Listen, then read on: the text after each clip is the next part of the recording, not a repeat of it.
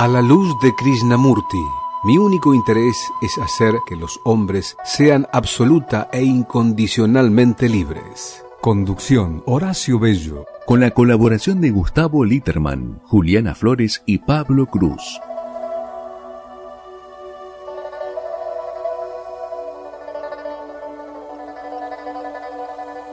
Buenas noches, un nuevo programa de A la luz de Krishnamurti. ¿Qué tal, Gustavo? ¿Cómo andás? Muy bien, muy bien. Pablo. ¿Qué tal? ¿Cómo andan?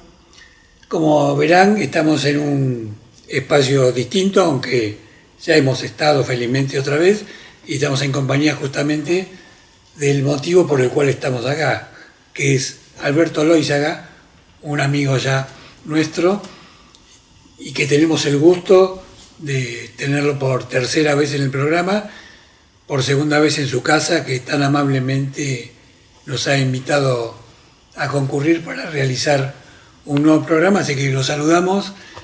¿Cómo estás? Muy bien, estoy y siento, digamos, un honor recibirlos, y como comentaba recién a Gustavo, que la casa se transforma en hogar con ustedes, ya que hay una atmósfera diferente de sabiduría, diríamos, bueno, que implica el amor. Dentro. Qué alta dejó la vara. Sí, qué responsabilidad. Bueno, muchas gracias. Y más allá de la ironía, realmente muy lindo lo que has dicho, porque creo que más allá del conocimiento o de la formación, cuando el afecto está presente, el clima es muy distinto y no es casual que se generen estos climas. Él seguramente lo puede llegar a explicar mejor que nosotros, pero quería decirle a nuestros oyentes y a los que nos ven por el streaming que le propuse a Alberto, y él lo tomó como un desafío, quizás como un tema interesante, hablar del dolor y el sufrimiento, y en particular del dolor y el sufrimiento humano. ¿Y por qué yo destaco humano? Porque parecería que el sufrimiento, a diferencia del dolor, es particularmente humano. Y en esa particularidad, o a partir de esa particularidad, quería un poco hacer la introducción para justamente ver desde dónde podríamos empezar a tocar esta cuestión, que como todos ustedes sabrán, es muy cara también a la enseñanza de Krishnamurti, y trataremos de integrar su visión, la visión nuestra y la visión de Krishnamurti en este combo que sería tratar de investigar algo que quizás también sea un misterio para nosotros. Así que le voy a dar la palabra a Alberto para que empiece por donde le parezca mejor empezar el debate o la investigación de esta cuestión. Así que te damos la palabra. Ante todo, como médico, siempre consideré el dolor como una manifestación de enfermedad. En última instancia, si algo te duele, hay que investigarlo, cuál es el origen. O sea que el dolor para mí implica la necesidad de un cambio y buscar perder ese dolor encontrando la razón. El sufrimiento ya es más psicológico, como esta es la mirada de un médico, ¿no? Como diciendo, ya si uno sufre, uno piensa que o hay una culpa que originó ese sufrimiento, y que a su vez hay un miedo detrás. A veces viene un paciente con un dolor y casi siempre el miedo a tener cáncer o el miedo a no saber de qué se trata ese dolor crea un sufrimiento. Y es el sufrimiento el que provoca una visión distinta del tiempo, porque a mí siempre me ha asombrado el beneficio del sufrimiento. El beneficio, porque en todos nosotros el sufrir nos ha hecho buscar la razón de no sufrir. Ajá. Y más allá de que la primera noble verdad de Buda es que el dolor y el sufrimiento existen, eso es indudable, pero que eso nos lleva a investigar un camino distinto y encontrar aquello que nos alivia y que es dejar de pertenecer a algo perecedero, que en última instancia se pierde, y buscar aquello que podemos deducir o intuir que en nuestra constitución, en nuestra consistencia, existe la posibilidad de no sufrir, inclusive teniendo cáncer, inclusive teniendo muerte, separación, pérdidas, etcétera, etcétera. Y esa es la razón, el propósito que ha motivado en mi vida la búsqueda de esa conciencia trascendente que surge en un espacio siempre original y donde hay luz, amor, expansión, y tenemos la posibilidad de soltar, de dejar ir el pasado con sus causas, con sus pesares, y dejar ir la ilusión de un futuro que siempre nos frustra. Ahora, ¿el sufrimiento no está asociado inexorablemente al pensamiento? Totalmente. Porque un animal tiene dolor, pero no sufre. Por eso decía... Sufre físicamente, es dolor. Exactamente. Pero el sufrimiento psicológico, como vos decías, Sí, ¿no? sí, por eso. El sufrimiento ya es un acto que crea nuevamente una motivación para dejar de sufrir. En la India, yo he estado en varios ashrams distintos investigando técnicas de meditación, pero tuve el honor de estar invitado por Brahma Kumaris a Madhuban, a su ashram, y son mujeres que tienen una sabiduría increíble, cuya enseñanza se sintetiza en una frase que dice: nunca cause sufrimiento a nadie, pero tampoco reciba sufrimiento de nadie.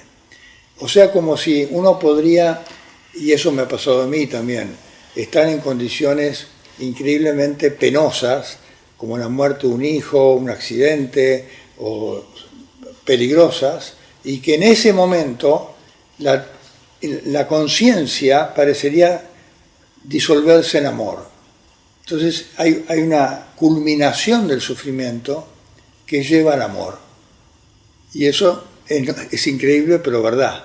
Por eso a veces la sensación de amor que hay en un velorio, por ejemplo, donde la gente está triste, y hay una ternura que ablanda el corazón y lo parte también, ¿no? Como diciendo, el corazón partido parece más humano y compasivo a través del sufrimiento. Qué interesante. ¿Y vos crees que esta tendencia crónica del pensamiento humano es una construcción histórica o es algo biológico? ¿O cuál sería la raíz del sufrimiento desde el punto de vista humano, como para poder intentar trabajar en la eliminación de ese sufrimiento que vos destacás? Porque vos nos estás dando ejemplos que para los que estamos de afuera lo vemos como conceptos. Ahora, vivenciarlo es mucho más difícil, mucho más complejo. Para algunos puede ser imposible eliminar el sufrimiento. Entonces, ¿cómo podríamos recorrer ese camino por el cual el sufrimiento ya no esté presente en nuestra vida? Creo que no hay posibilidad de eliminar el sufrimiento en el ser humano mientras que piense. Como bien señalaste, el pensamiento genera como una respuesta o reacción que nos hace pertenecer al tiempo. Y hoy se me ocurría una idea original también nueva, ¿no? Que me decía, bueno, el origen del sufrimiento es el tiempo. Ahora, el tiempo es una experiencia que surge de la mente pensante, porque el tiempo requiere de un momento que comienza y de un momento en donde termina. Hay un transcurrir. Hay un transcurrir. Y el ser humano en el instante presente, que vive donde la vida nos tiene a nosotros, en vez de nosotros creer que tenemos la vida, sino en el instante presente, es un espacio sin tiempo, donde hemos vivido siempre, que se llama acá. Acá me quedo, acá. Eso que parecería teórico o abstracto, A veces nos parece teórico porque es muy difícil de incorporarlo, ¿no? claro, Porque el tiempo somos nosotros. Porque la idea de decir, entonces, si me quedo acá atento, pleno, no solo no sufro porque no evalúo, no estoy en una conciencia evaluativa, sino que siento un espacio que me conmueve y me permite amar. O sea que el amor me permite estar unido a lo que me rodea, siendo uno. Si cada uno de nosotros es uno, no somos dos.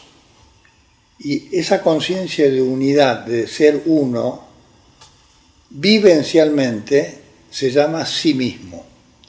El sí mismo no es el yo, no es el que yo pienso, sino es el espacio vivo que transcurre siempre acá, en el espacio del presente, y donde permanece ese espacio, donde es el mismo, donde nací acá, vivo acá y me voy a morir acá.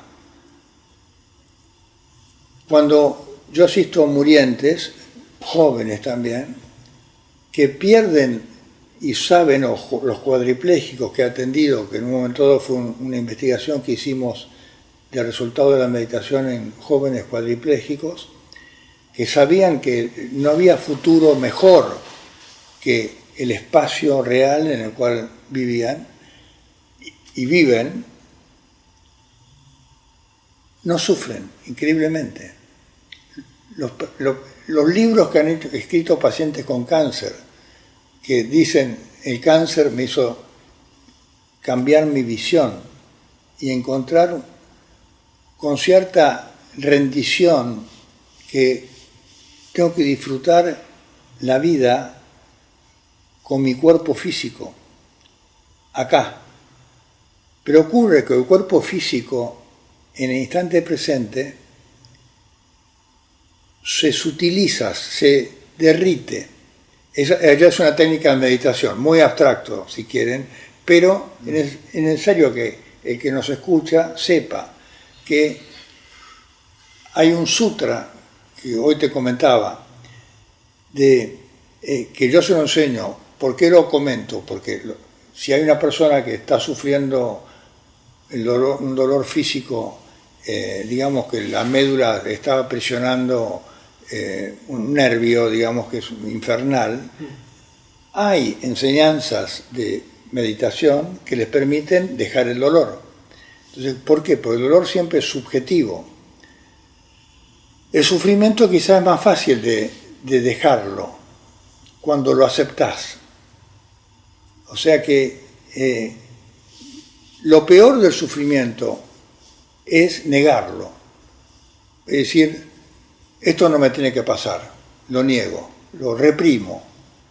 Pero si yo asumo que estoy deprimido, que estoy desganado y que es la noche oscura del alma, digamos, es un momento donde te das cuenta que tus hijos se fueron, que ya tuviste una pérdida y ese es el momento donde podés cambiar y mirar hacia adentro.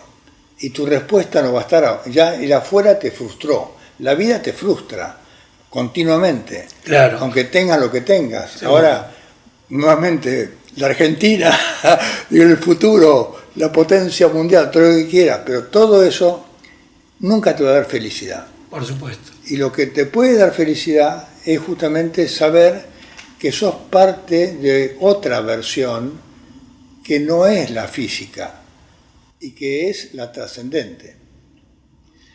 Como vos bien sabés, Krishnamurti dice que si habría un camino para que el sufrimiento cese, es poder estar en el dolor, es decir, no reprimir el dolor, Exactamente. sino vivenciar el dolor para que a partir de esa vivencia superar la etapa del sufrimiento humano, ¿no? Y Sí. tiene que ver, creo, de una manera bastante marcada con lo que estás describiendo, ¿no? Si hoy yo le comentaba a un paciente que sufría la separación de sus hijos y de su matrimonio, digamos, Sí. que él podía responder de dos maneras. Una es como creyendo que tenía que partirse él, digamos, como decir, dejar de ser parte de esa familia, supuestamente, cuando no es así, pero que ya el hecho de salirse de su hogar, etcétera, era un dolor, porque él, la que producía el divorcio, en este caso, era la señora, digamos, que había encontrado un amor, digamos, que implicaba algo distinto que lo conocido en última instancia. Entonces, pero que también, en vez de él tener una emoción de sentirse partido, podía tener compasión. Ahora, ¿qué palabra esta de la pasión? Que también es una actitud de ser parte pasivamente de algo que no tenés. Es como el saber que hay una integridad en un todo donde estamos unidos en este momento. El que nos escucha, ¿dónde está mi voz? ¿Dónde está la escucha? O en este espacio presente hay una vivencia pasiva, que no podemos hacer nada para tenerla, pero que nos tiene a nosotros. Es como intentar superar la vivencia meramente física. Exacto. Para comprender que es posible una vivencia que integre lo más sutil de la existencia. Totalmente. La sutileza y la calidad como de cada sentido cuando se afina. Digo esto porque también en la vejez, que padezco, digo padecemos, ¿no? Pero yo ahora cumplo 80 años, entonces decís, bueno, wow, qué raro, porque también cambian los sentidos, pero el hecho, cómo poder gozar y disfrutar de ese cambio, porque hasta en el movimiento... Pero hay que cambiar el chip, ¿no? Y es un ejemplo práctico interesante para quien nos escucha, que no lo vea como algo demasiado intelectual, sino que es factible, ¿no? Que un ser humano común pueda hacer esos procesos de cambio profundo, ¿no? Siempre estos mensajes parecen, digamos, como ilusiones, ¿no? Como dicen, y sin embargo, detrás de este mensaje de aceptación, exactamente como uno es, con los límites que tiene, hacen que otras personas escuchen y que se resignen a aceptar el momento vital en el cual están, y en vez de estar reaccionando o queriendo cambiar como algo de afuera, que ser el cambio uno de aquello que queremos evitar y poder responder de otra manera, ¿no? Modificar algo que en realidad no hay que modificar, sino que hay que eliminarlo psicológicamente, porque a ver si podemos acercarnos a esto. Sí. Muchas veces tratamos de modificar una situación cuando en realidad la situación está creada por nuestra propia mente. Totalmente. Entonces, es la interpretación de los hechos que produce. Eso es lo que quería decir. Y creo que por ahí va la cosa, y nos permitiría simplificar la vida. Krishnamurti decía, y él siempre lo dice, hay que ver primero lo que no es decir, ver todo lo falso para poder ver con claridad lo que es. Porque si empezamos al revés, combatiendo aquello que nuestra propia mente inventó, claro, nunca la vamos a ganar, ¿no? Exactamente. Desde dónde uno opera, es decir, desde dónde uno separa para realizar una acción es más importante que la acción en sí. Krishnamurti en una de sus tantas charlas, lo estoy parafraseando, él implicaba que mientras estamos enfocados en qué cosa hacer puntualmente, lo importante es desde dónde lo hacemos. Exacto. Porque eso es lo que va a hacer toda la diferencia en nuestro vínculo con aquello que hacemos. Es decir, nuestra relación con la cosa termina siendo más importante que la cosa en sí. Y para que nuestro vínculo con la cosa cambie, lo que tiene que cambiar es desde dónde nosotros operamos, desde dónde nosotros decidimos actuar, por qué y para qué. Totalmente. Siempre decimos hay 3 puntos de vista, digamos, en cualquier hecho, ¿no? Un punto de vista aparencial, de la apariencia, de la forma, del tiempo, de los hechos aparentemente como reales. Ese punto de vista físico, los ojos del cuerpo, no crean una libertad, te someten a ver el fantasma. El punto de vista de la mente te permite cambiar la interpretación, ¿no? Diciendo, claro, bueno, en vez de ver el fantasma, intento modificar y confirmar si esto es así o si es una versión que sin miedo puedo inclusive transformarla. El punto de vista creativo de la conciencia, más allá de la mente pensante, de la conciencia, hoy se sabe que en física cuántica el observador cambia al observado. Y yo puedo, en vez de tener miedo al mal de ojo, generar una mirada distinta a aquella persona que aparentemente me parece antipática, digamos. Y decir, bueno, voy a verlo simpático. Pero para eso tiene que... Yo en mis libros digo una frase que me gustó y que en parte se originó en Krishnamurti, que es encantado de no conocerme y encantado de no conocerte. Aquella persona que supuestamente me parecía que no resonaba, encantado de no conocerte. Te acepto como sos y dejo la experiencia suelta. Y ahí surge algo original. Pero esto lo hago con mis nietos, con mis hijos, con mi señora. Claro. Porque todos los días tenemos...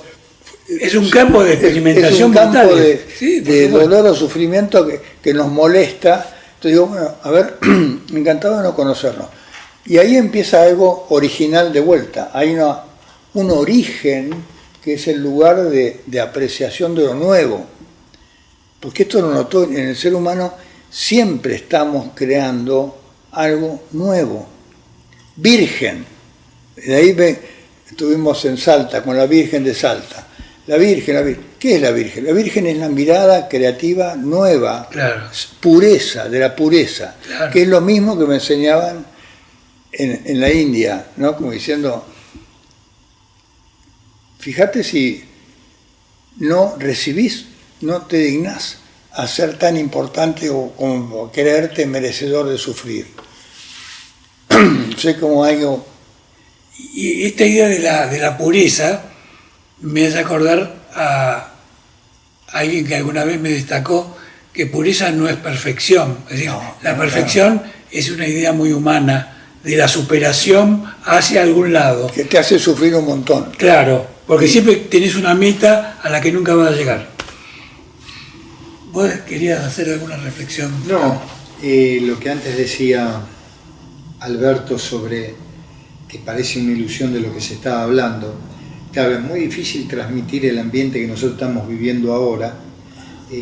Si bien nosotros nos conocemos y hay una amistad entre nosotros, la apertura de Alberto, que realmente es real que uno siente que está en un hogar y no en una casa, eso en un video no se puede palpar. La gente va a escuchar en definitiva las palabras. Y después el otro punto que me pareció muy interesante porque lo estoy investigando, cuando Alberto dijo la vida sosteniéndonos, que es un poco el silencio, exacto, cuando nos sostiene, que es el punto donde yo creo que está la sanación de lo que estamos transitando. cuando ese silencio realmente, o esa vida, se puede llamar,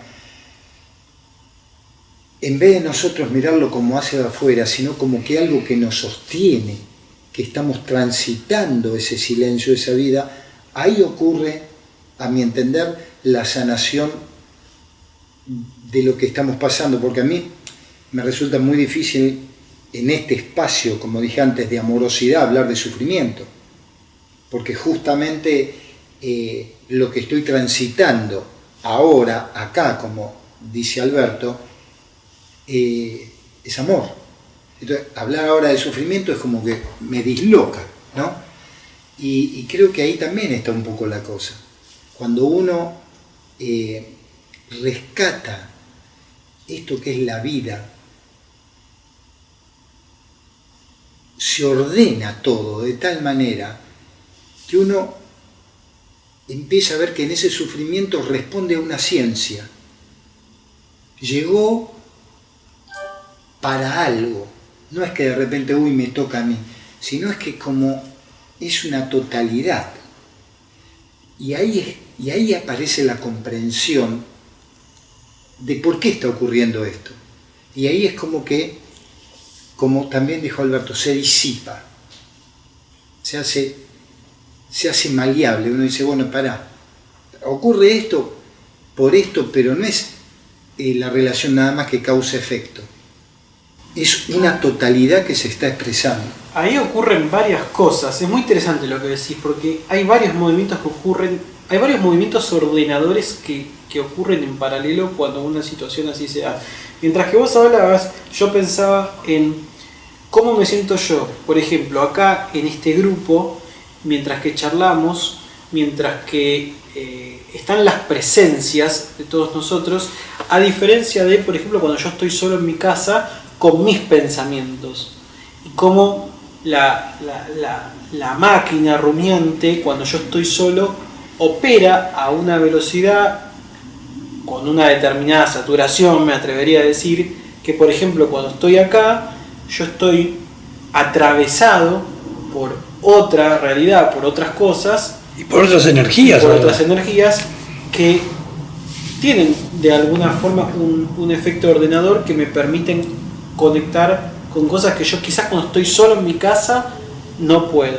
Entonces, yo agregaría a lo que vos decís que hay alguna especie de, falta una mejor palabra, alguna mística, algo ordenador que se da cuando hay un compartir. Es lo que decía Alberto del campo unificado de la conciencia. Sí, Gustavo dio justo en el punto central del silencio y la sabiduría omnisciente, Claro. de la conciencia lúcida, porque estamos lúcidos. ¿Qué significa ser lúcido? Significa que estás conectado no solo con un sol que es luz y que te despierta cada mañana, porque cuando uno se despierta no se da cuenta que la vida te despertó. O sea, y que en ese espacio, esa sabiduría ya tiene un ordenador increíblemente complejo. Y yo a veces les digo a los pacientes, diciendo que había un hormiguero acá antes, ¿no? Entonces digo, mira, estas hormigas tienen conciencia de hormiga, pero fíjate lo que es la conciencia de hormiga. Todas van para allá con una hojita, todas vuelven sin hojita, construyen su hormiguero. El ser humano tiene conciencia humana. Los pájaros vuelan juntos sin chocarse, pero el ser humano se olvida de la conciencia humana, que está en el silencio, y cree que su saber es lo que piensa, cuando el pensamiento es simplemente un sonido de la lengua que tiene un comienzo y tiene un fin, que es un mundo simbólico, pero no tiene valores, no tiene sabiduría. La sabiduría no surge del pensar, surge de la conciencia subyacente, que es el silencio. Si ustedes lo ven hablar a Krishnamurti, a Eckhart Tolle, a cualquiera que hable, y que a veces me pasa a mí también, digo yo, y que de repente digo, bueno, el sufrimiento para mí es como si fuera el tiempo, porque cuando pienso, y ese yo que piensa, sabe que está inventando algo que el 90% de los seres humanos piensan con malestar, porque tienen una mente enjuiciativa, evaluativa, que los está sometiendo a un ideal.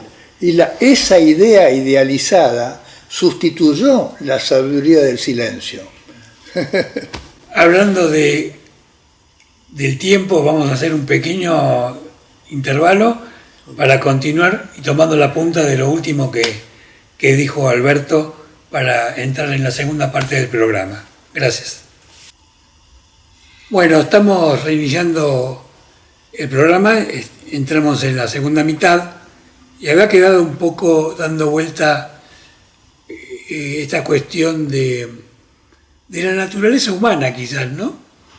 Porque mientras reflexionábamos, tanto por lo que decía Alberto como lo que decía Gustavo, incluso también Pablo, yo me preguntaba, ¿qué ocurrió en el ser humano para que el pensamiento se aleje de su existencia y no la vida como tal, ¿no? Hace unos días estaba leyendo un libro que se refería a la crisis ambiental y desde el punto de vista filosófico, el escritor decía que el drama por el cual el ser humano había llegado a la destrucción de casi la totalidad del planeta desde el punto de vista de la crisis ecológica, era que el hombre no comprendía la sabiduría de la vida, que había vivido en una visión exclusivamente antropocéntrica, y esa visión antropocéntrica era la visión egocéntrica que había sido transferida a lo social, y que hasta que el hombre no pudiese volver a su naturaleza primigenia, no iba a comprender la riqueza de la existencia. Y lo traigo a colación porque me parece que en el campo del sufrimiento, que en definitiva es todo lo que tiene que ver con nuestra vida, hay mucho de esto, ¿no? Hay mucho de ignorancia ancestral, ignorancia que nos llevó a vivir en un mundo que solo está en nuestra imaginación. Poder desandar ese camino es de algún modo, quizás, y te lo pregunto, el desafío de la humanidad futura, ¿no? Yo creo que justamente este es el tema central, el sufrimiento, que crean nuestros propios pensamientos hacia nosotros mismos, porque somos hablados continuamente por tendencias que surgen del temor, no del amor. El amor surge de la conciencia divina que somos, usando la palabra divina como una naturaleza cósmica, diríamos, ¿no? Sí. O sea que, sin embargo, Eckhart Tolle cuenta en el libro del Poder de la Hora que el mono que se comunicaba con ruidos, de repente hizo un cambio en la zona de la laringe, de las cuerdas vocales, y sustituyó los ruidos por A, E, I, O, U. Actualmente A, E, I, O, U se usan como mantras. ¿Qué son los mantras? Son sonidos puros que no pertenecen a ningún lenguaje. Pero Eckhart Tolle se ríe diciendo, el ser humano cree con 5 vocales en todos los idiomas del mundo, que son miles, va a suponer entender con la A, E, I, O, U cómo controlar o dominar lo que va a hacer, lo que va a tener. Entonces, con A, E, I, O, U va a sustituir con las palabras una realidad mental. ¿Qué ocurre en el espacio de la hora? Cuando yo digo acá me quedo y en vez de pensar siento, por ejemplo, siento la respiración o siento el calor del cuerpo. ¿A dónde estoy? Acá. ¿Cómo hago para estar acá? Siento el aire. Tengo que sentir. Y me siento que soy pensado. Y resulta que nunca veo lo que más me conviene con el pensamiento. ¿Yo qué hago en la práctica diaria? Ajá, me despertó el sol, digo, qué lindo día hoy. Bueno, hacía frío, no importa, siento frío, siento. Soy pensado, ¿qué día soy? Hoy, lunes, Y espero con atención el silencio. Porque me entrené con una enseñanza Siddhis, la palabra Siddhis es perfección, con la práctica de distinguirme del pensamiento y decir, por ejemplo, amistad. Silencio. Compasión. Silencio. Felicidad. Silencio. Esas tres palabras son parte de un programa, se llama Programa Siddhis, que así como las tres palabras, tienen 20 más.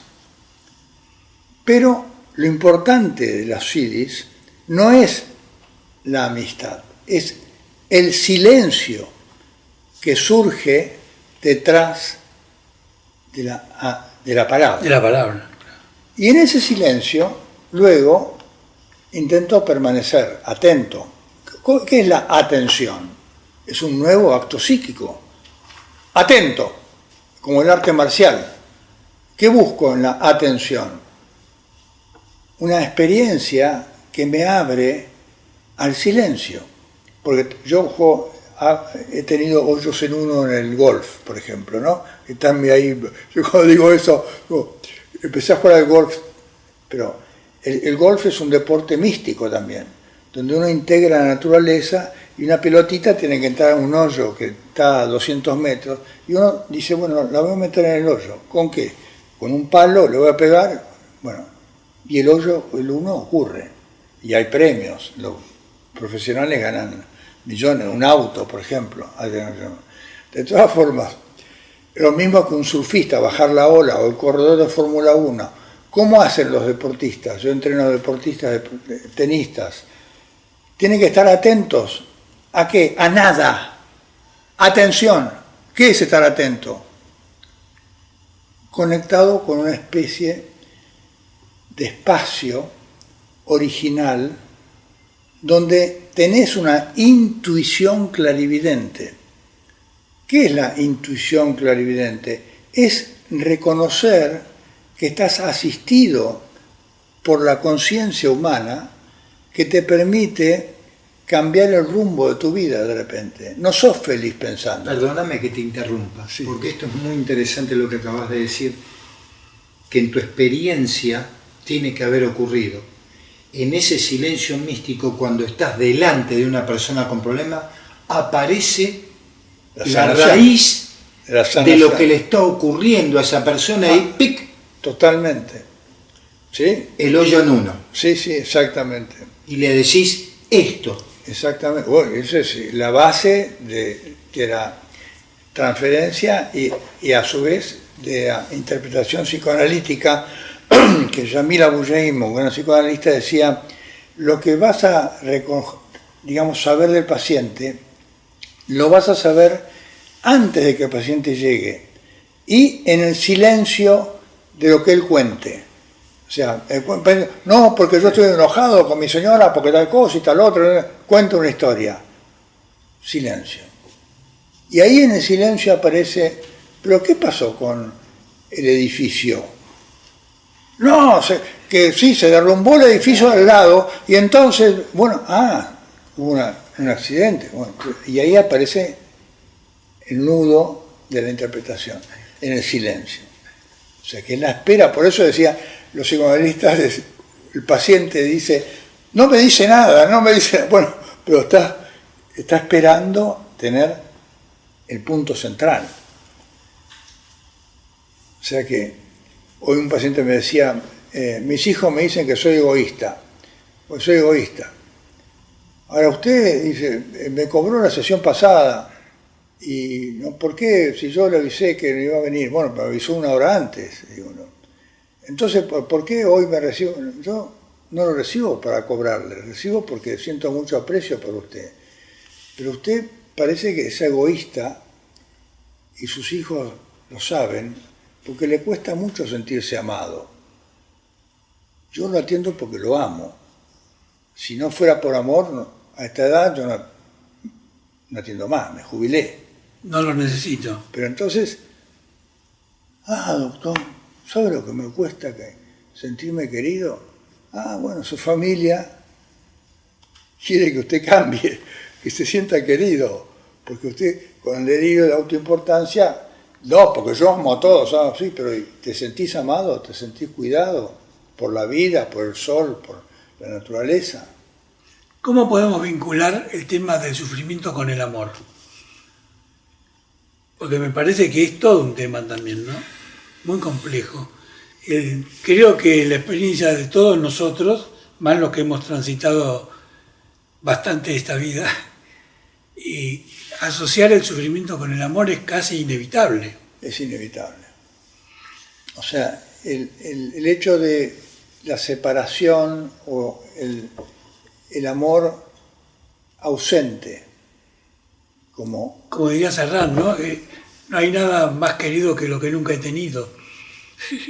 Y a su vez la ausencia de nosotros mismos, por eso es el drama y la belleza de la conciencia humana, que en un momento de la vida vos te das cuenta que ese yo que se ha constituido como con pensamientos, fue constituido también como mecanismo de defensa, claro. Porque fueron, digamos, siempre con el miedo, tengo que tener más porque me quieren valorar, me van a valorar más, van a hacer tal cosa.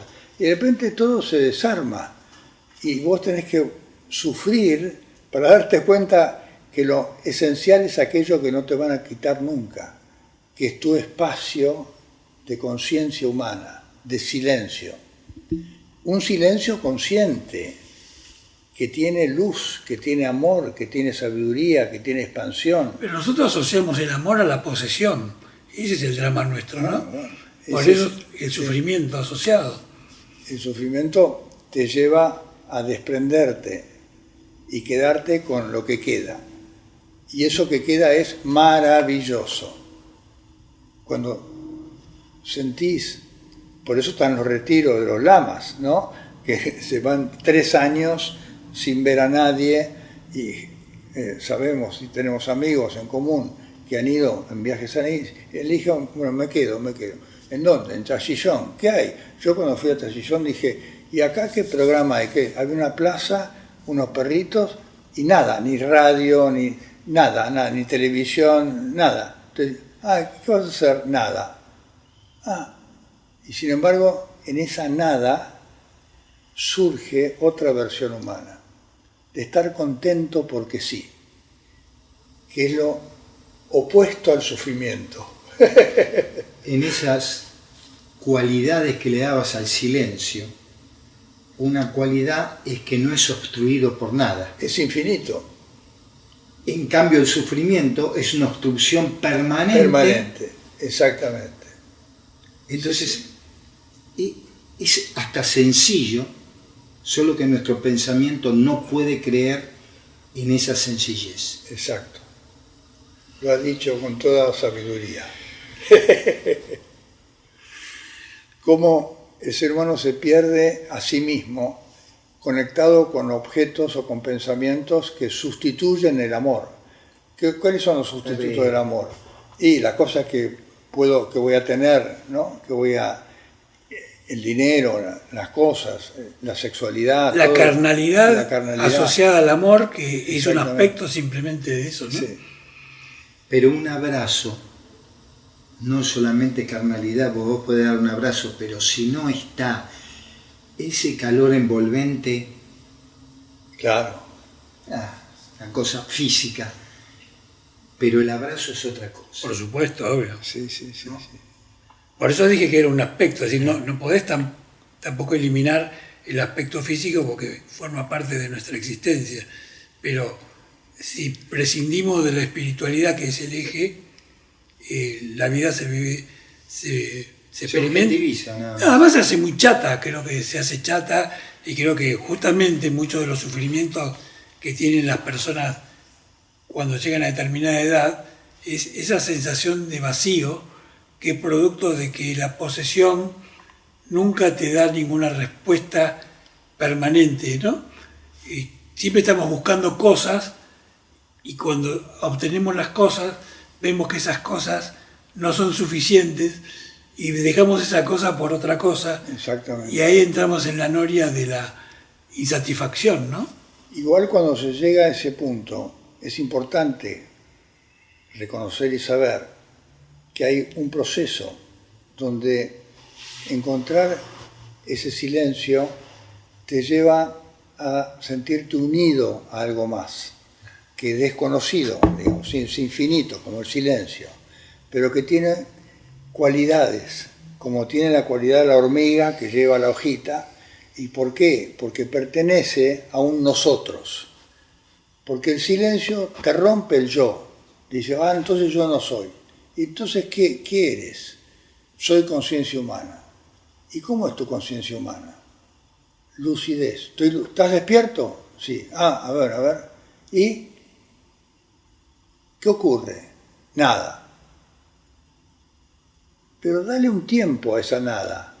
Sentila. En función de ver que detrás de esa nada hay una identidad, igual que la huella digital. No veo mi huella digital, no veo mi identidad. ¿Y qué? ¿Cuál es tu identidad? Es Alberto, pero ¿cómo un nombre? No, es ese ser que no cambió desde que vos te reconoces como humano. Y ese ser tiene una evolución hacia la trascendencia. Más ahora con la física cuántica, digamos. Toda materia está acompañado de un doble cuántico de onda, invisible, luminoso, expansivo. O sea, ese doble cuántico está en la conciencia humana, no está en tu pensamiento. Claro. Entonces, la inteligencia artificial quiere encontrar la respuesta en tu pensamiento, pero la trascendencia no es tan visible. Y hoy que el hombre tiene tanta ciencia incorporada, es interesante ver en esto que llamamos los libros sagrados, cómo esos seres, hace milenios, pudieron captar esto, Sí. expresado en las palabras que tienen, pero hoy uno lo lee Sí. y dice, pará, esto es ciencia. Claro. ¿No? Porque uno Totalmente. lee el Alba del Mahamud y dice, Sí. esto fue escrito, Sí. y estos muchachos lo vieron, Totalmente. ¿no? Pero ¿con qué lo vieron? ¿Con los ojos físicos? No. Lo vieron con otra visión, Sí. ¿no? El sufrimiento te lleva a hacer ese cambio. Y detrás de ese cambio, pasando por la noche oscura, porque vos creés que perdiste, que tenés dolor, surge la iluminación. Claro. ¿Y qué es la iluminación? Es la lucidez de esa conciencia lúcida, pura, que cada vez más te hace sentirte perteneciente a un nosotros. Porque no existe mi iluminación, Claro. existe nuestra iluminación. Claro. Qué lindo decir esto en un grupo de tanta sabiduría. Decir, miren, ustedes como grupo me hacen pertenecer un paso más dentro de mi iluminación, porque es nuestra iluminación, Claro que sí. es nuestra lucidez, es algo común, que está nutrido de lo más simple, sencillo, del silencio, pero que tiene un efecto, que de repente esta noche, en vez de estar pensando, decís, a ver, el silencio, y si me siento quieto, porque la quietud también es totalmente quieto, stone, ¿no? Y en silencio. Me dormí, sin pensar, sintiendo mi quietud, sintiendo el silencio. Y tuve por primera vez sueños lindos, porque habitualmente los sueños no son lindos, pero usaste eso y ocurre que despertás que hay otra versión humana.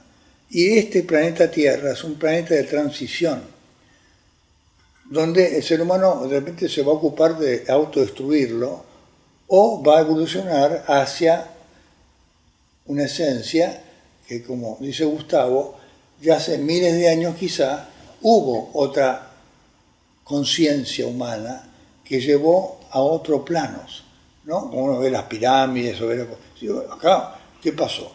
Bueno, quizá ahora vamos a volver a salir de la mente humana, que es como una nube que oscurece, para ver el cielo que hay detrás de las nubes, ¿no? Claro que sí. La conciencia humana es el cielo. Creo que nosotros, por ejemplo, ahora, creo que nos sentimos todos, pero yo lo que siento es que nos llevamos de este instante, de este espacio, un montón de amor, pero no es que restamos amor al espacio, Claro. sino que al contrario, nos vamos con un montón de cosas que no es que yo me llevo este prismático y ya acá va a faltar, sino que al contrario, nos llevamos de este hogar un montón de luz y sin embargo la luz de este hogar Sigue. quizás hasta aumente. Aumenta. Porque quizás no son cantidades. Exacto. No estamos en el reino de la cantidad. De la materialidad. Claro. Es decir, y la idea de cantidad es la idea también que nos hace sufrir. Porque la cantidad siempre es lineal y siempre es escasa. En cambio, la cualidad que tiene el amor puede ser infinita. Y eso es lo que por ahí nos permite salir del sufrimiento, ¿no? Ahora, cuando estamos pensando, cuando estamos siendo pensados, lo que se experimenta es lo opuesto, es una separación, Claro, como si exacto. no hubiera es como si hubiera una distancia concreta entre yo y todo lo demás. Se experimenta esa distancia, esa desvinculación. Exactamente. Ese es el pecado original, digamos, Claro. en todas las corrientes, digamos, que es sustituir la integridad, la pertenencia a el somos, al silencio que nos sostiene, luminoso, por un objeto, que aparte de un objeto con A, E, I, O, U, digamos, como diciendo, que insisto en las vocales, como diciendo todos los idiomas, Claro. ¿no? Y eso crea guerras, que si vos pensás distinto a mí, te mato. Claro. ¿Eh? Es increíble, si vos tenés otra religión, te pongo una bomba. Es decir, la ignorancia es infinita también. Lo dijo Einstein, ¿no? Bueno, estamos terminando el programa realmente Expansivo. tiene para continuar de manera infinita esta temática y quizás con esta excusa haremos algún otro programa, creo que tan rico como este. No nos queda más que agradecerle a Alberto que nos haya recibido en su casa de nuevo y que se haya generado este clima tan interesante y tan rico, ¿no? Así que te agradecemos de nuevo, Alberto, y nos encontraremos en cualquier otro momento. Muchas gracias. Y gracias a Gustavo, a todos, digamos, que los escuchan también. Una última, ¿Cómo no? digamos, orientación, porque cuando hablamos de amor, ¿no? La gente usa esa palabra. Y entonces me dice, pero doctor, usted me dice amor, pero ¿qué? ¿Cómo es? Es lo que origina el temor, es lo que origina el miedo.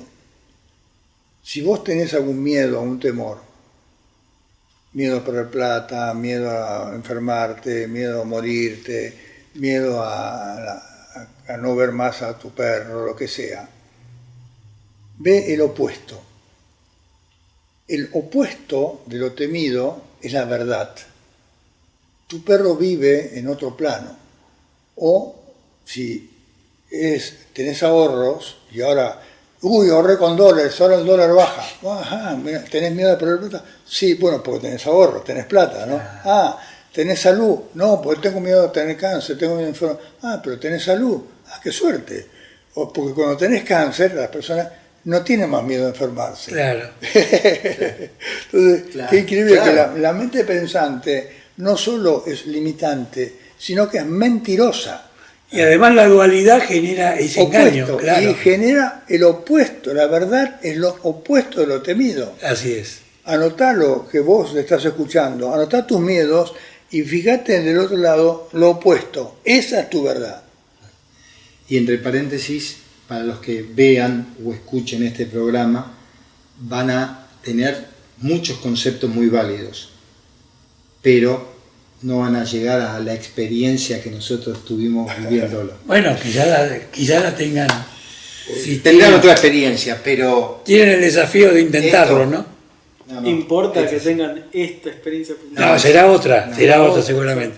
Muchas gracias a todos y nos reencontramos el próximo martes. Hasta luego. Buenas noches. A la luz de Krishnamurti, mi único interés es hacer que los hombres sean absoluta e incondicionalmente libres. Conducción Horacio Bello. Con la colaboración de Gustavo Litterman, Juliana Flores y Pablo Cruz.